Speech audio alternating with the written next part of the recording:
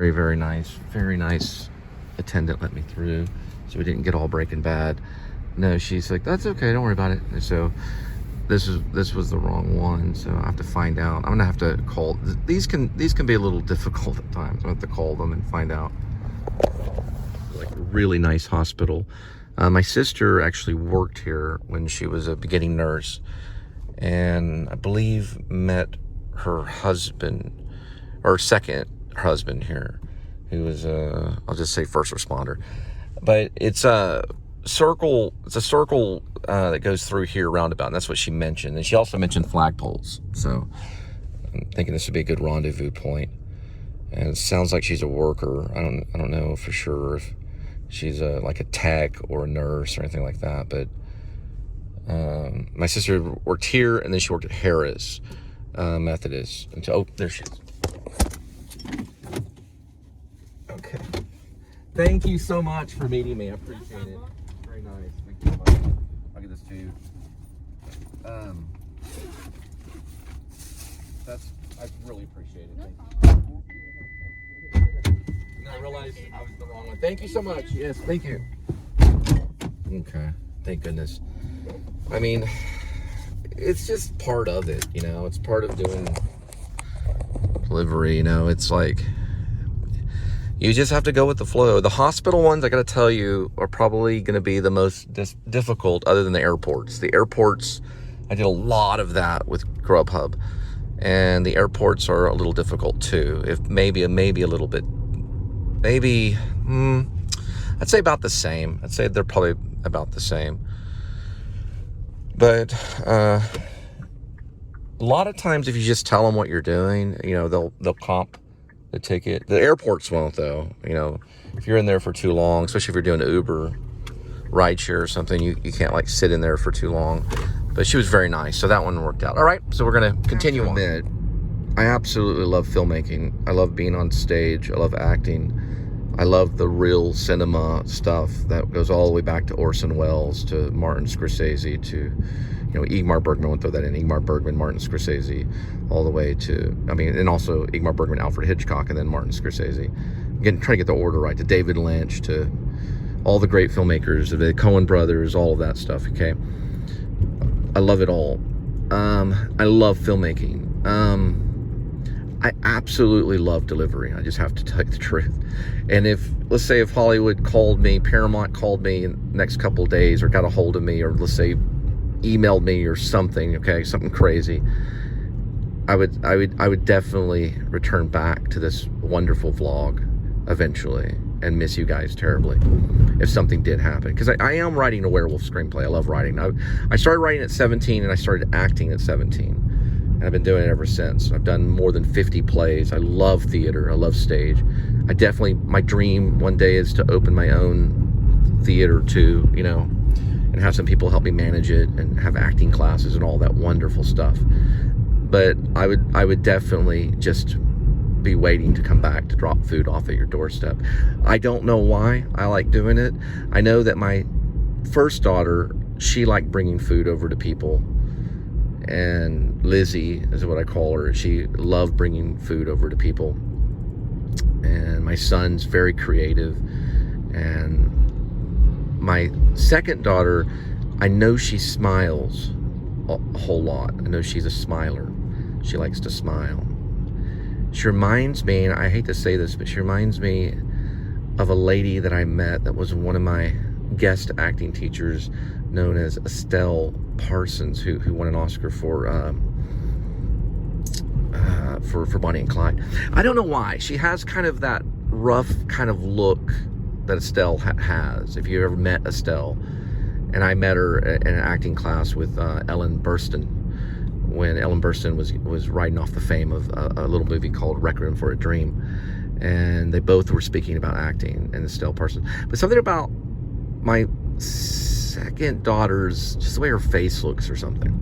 She's real smiley. She's got always kind of smiling, you know, even when she's trying not to, kind of thing, from the photos that I've seen. But I don't know. I just, you always have someone that reminds you of someone else, you know, and things. But my children are just absolutely beautiful, and I miss them dearly. But, you know, life has these turns, and I love all you. You know, I love all my teachers, my current teachers like Adam the Woo and Jordan the Lion and all those guys. I love them for being teachers and for helping people and giving people hope and a chance to do something. Man, look, in the 70s, 80s, and 90s, it never happened. You never could just pick up a device and begin your own television show that quick. It would never happen with a low budget and stuff. You would just be sweeping up, being a PA, doing all this kind of stuff, blah, blah, blah, all day long. Stage West is somewhere over here, too. The great Jerry Russell, another one of my teachers, acted in this town. I don't know if he was a New York actor or whatever. I didn't really care, but he was a great teacher of acting and a great director. I always, when I get here, I always think of Jerry Russell's town and his stage. And they got a plaque of him at the Stage West Theater, which is right behind me over this. They do Broadway style theater, just wonderful. So I just saw a few years ago, my second wife and I went in and we saw Annie Baker's Aliens, and it was wonderful. I also saw another Annie Baker at the Undermain Theater in Dallas, which was Flick, which was also a great performance, great actors. But the Aliens one really got on my heart. It was directed by a lady named Dana Schultes, who is a director in town and has taken over Stage West, which is a great little theater. I'm gonna go this way. There we go. That's mentioning Jerry Russell and Dana, that kind of happens. But they're great actors. I went to school with Dana, my bachelor, when I was getting my associates at Texas Wesleyan studying theater. But she last time I heard, she was running Stage West. And there's a lot of people here, you know. My friend Rob, who's a resident playwright at another theater. There's several theaters here that are great. So this is definitely, I could easily say that Fort Worth is a theater town. There are serious actors here, and they do serious plays. And if you go to Stage West, and if you do go see a show there, certainly mention me, you know, or mention the show, because I haven't been able to go by and talk to them about the show. But definitely mention them. And then if you really like creative circus-style drama and theater and fantastical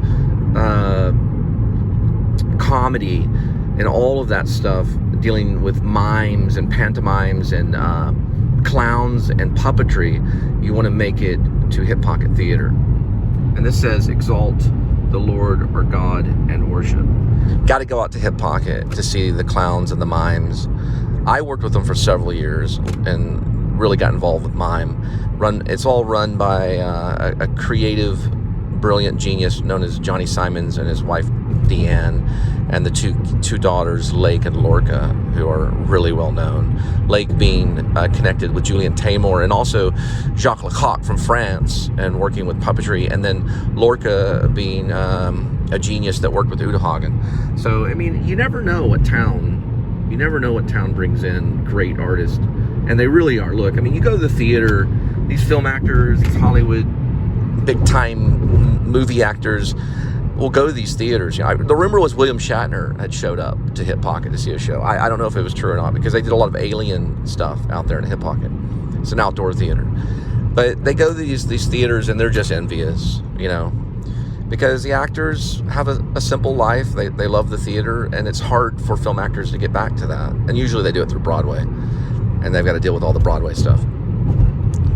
But you go and see these small little shows, and you're already on top of the world, and you know, and you're envious. But listen, community theater, big time dedication. It's a dedicated world. Those guys don't joke around. I mean, when I did the shows out in Dallas, where we did Puritan Productions, and we were doing evangelical theater, and we did it in Dallas, we did it in Fort Worth, we did it in Austin. I would come home from the bank, because I worked at the bank 8 hours. I'd go into the closet. This is kind of embarrassing, but I'd go in the closet. I'd give my second wife a little kiss on the cheek.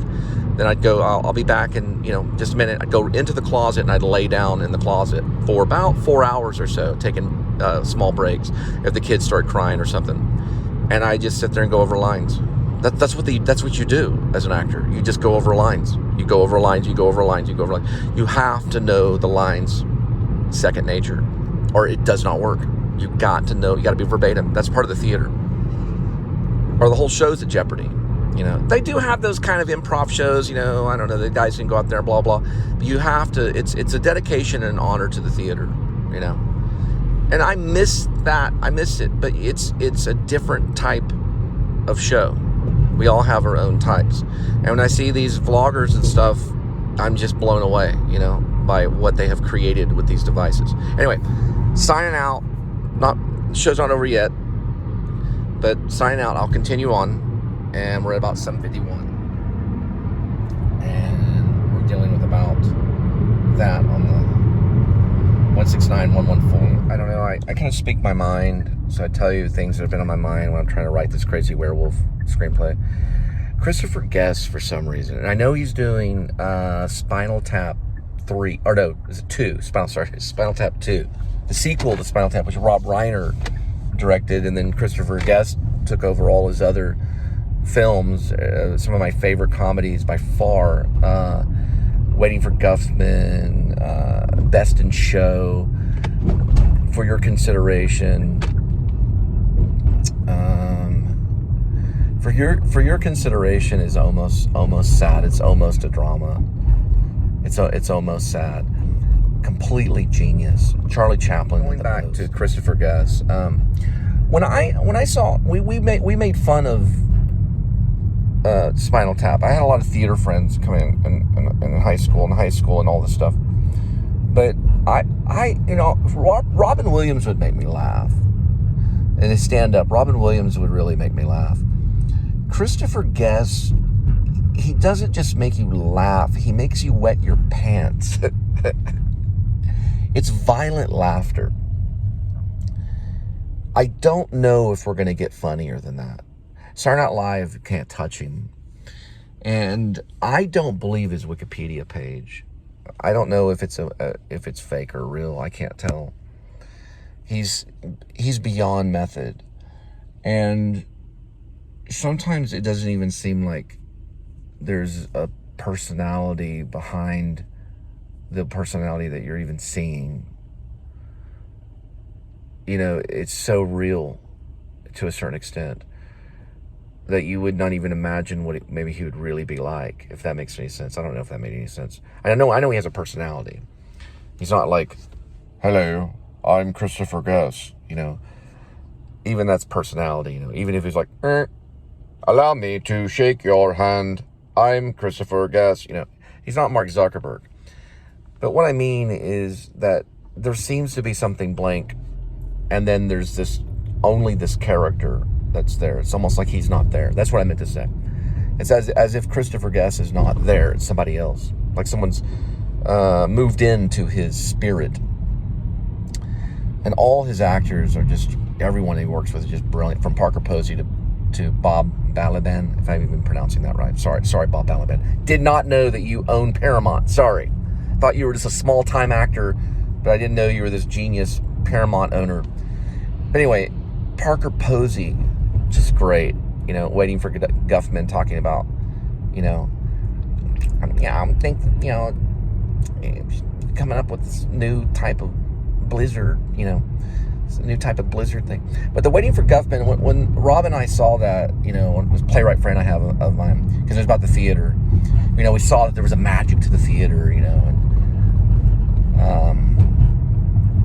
there's this magic aspect that Corky, you know, is gonna change theater through this community theater, and he wants $100,000, which is stuff that goes on with Indiegogo. I'm sure there's theater productions that do raise up to $100,000 coming out of community theater or something, you know, nowadays, because of Indiegogo and because of social media. But back then, you know, this was just a lonely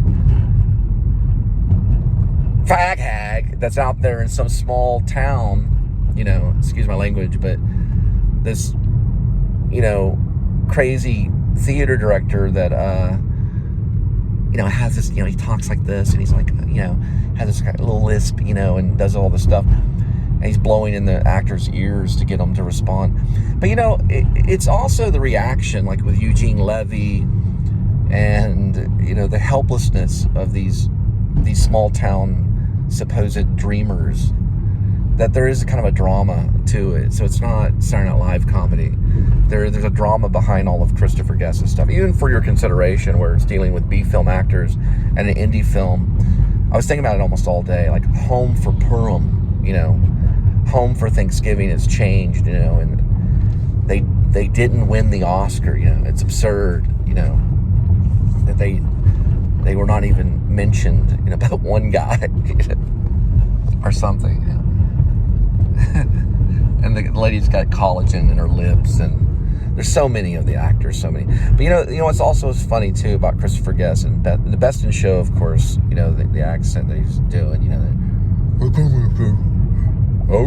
dog, does he come here and do that? All yes, you are. You come here and do that, and all that stuff right there. Look at that little dog, little dog thing. Yeah, come here, and he just stays in it, you know. It reminds me of like Paul Rubens, Pee Wee Herman's kind of stuff.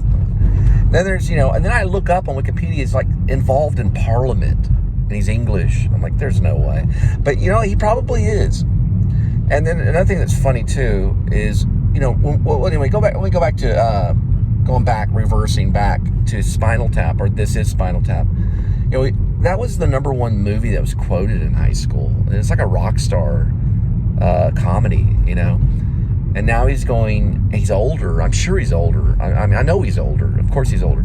And now he's going to attack Spinal Tap 2, which is the rumor. I think I looked it up. I think I saw it on the Internet Movie Database.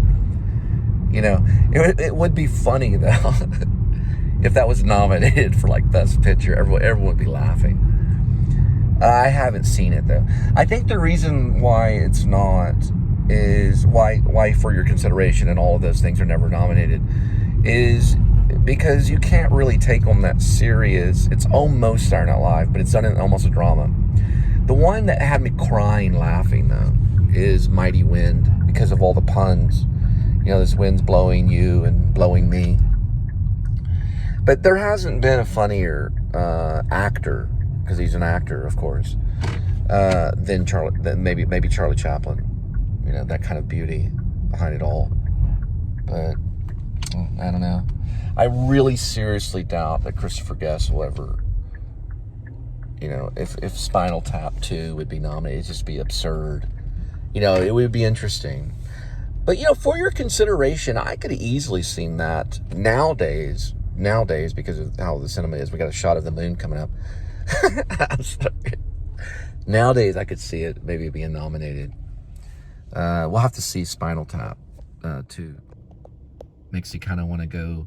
I sent a message to Linda and I said, I got to do one more because they have like this promo thing. I do not want to get into the promo. And she goes, try to do 2, you know. I'm up with the screenplay. It's like I can't tell if I'm Christopher Guest or Orson Welles. And when I'm looking at it, at times I just want to cry. Let me get like a better shot of the moon right here. I don't even think that's going to be better right here. Well, we're going to try. But let me see something right here. See it through the trees right here. Okay, there we go. You know, I mean, For Your Consideration, I think he was probably, when talking about Christopher Guest, I think he was probably starting to kind of go into that field of a runner-up for a possible best comedy or, you know, like best Oscar. I think maybe they got gypped a little bit. Maybe they did get nominated. I'd have to see. I'd have to go back. But the funniest thing about all that was that their actual movie, you know, once it was presented before this, like the TMZ or whatever you call it, you know, or, you know, once it was presented, they immediately goes, you know, we're going to have to change the movie title from Home from Purim to Home for Thanksgiving. If I could only speak, it'd be so much easier, but I'm kind of a mime at heart. But yeah, we're gonna have to change it to Home for Thanksgiving, you know, rather than Home for Purim. I don't know a lot about Purim. I've hung out with some of the Messianic Jews, and they kind of dance around and do the, oh yeah, you know, all that, whatever it is they do. You know, they wear the little hat. You know, you have to wear the little hat, your little. They have so many names for the kippah with the little hat, the Hanukkah hat or whatever. I don't really know how to say it. But just that feeling, though, the feeling of those characters and stuff kind of gets stuck in you in a way where you're like, wow, it's amazing how you can hear them talking, in your head. Just got an offer from Rhodey, just right there. I'm not going to jump into it right now. But doing a comedy about rideshare and delivery and stuff, I don't see how they would want to turn that down, or at least a group of people, a group of actors. But that's already what they're doing, what people are kind of doing. It just depends on the person running the show of their vlog, the video log comedy. It's sad. It's a weird time right now, because you have the vlog and then you have cinema, you have the home movie that's gone viral, and then you have, the cinema, and it'll always be distant cousins or distant brothers, or whatever you want to say. And of course, one will be exciting because one deals with a launch of $10 million and the other one deals with a launch of $10. It's like, how much is the budget today? Well, our budget's, spending wise is no more than $10. When, daily budget on a movie, who knows? But, they cut the, Wizard of Oz, they were cutting the hymns and snipping it up, making sure they're getting the cheap cloth, the cheaper stuff, They watch the budget. These guys are eating crackers, they're drinking water bottles, cheap water that's probably from the water fountain at times. It's funny, though. It's funny. I think it's just the actor that knows that he can do it eventually, and he just goes out there, just starts doing it, I don't know. There's different levels of energy, though, that Christopher Guest and his actors have.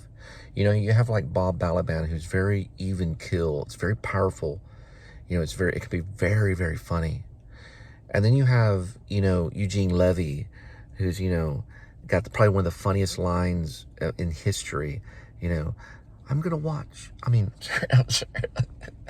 sorry. I'm going to walk Winky. I'm having trouble with the word walk and watch.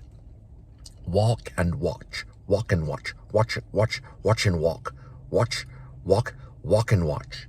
Walk and watch. Walk. He's got those eyebrows, I'm gonna walk. I'm gonna walk Winky. In the Best in Show. Honey. Was he sitting on the typewriter just crying, laughing, This is the part where he says, I'm going to walk Winky. The dog's name's Winky. Anyway, everyone should probably own every single copy of that. It'd be stupid not to. I don't. I don't own any copies of it. But I do watch it when it comes around. When I get a chance to. Stuff's kind of a little bit addictive. I'm trying to think about going in there and getting a cookie. Having a little cookie. Some of those cookies are like $2 and something for just a small little cookie. Think about going to the cookie jar at someone's, home or something whenever you're visiting, and that would be $2.50. Here's the tray, because we got them at Whole Foods. Look at this shot right here. Talking about Orson Welles. Look at that, right there. $2.50 for my cookies, buddy. I'm serious, man. You come on my house and eat my cookies? We got a little tip tray for $2.50. No, I'm joking. I'll wait.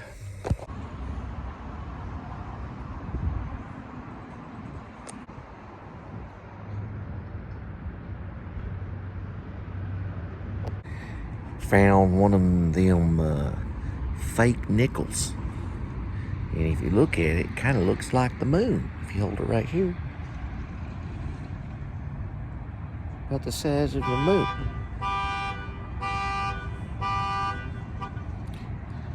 I paid her like $50 to make her car horn go off at that moment.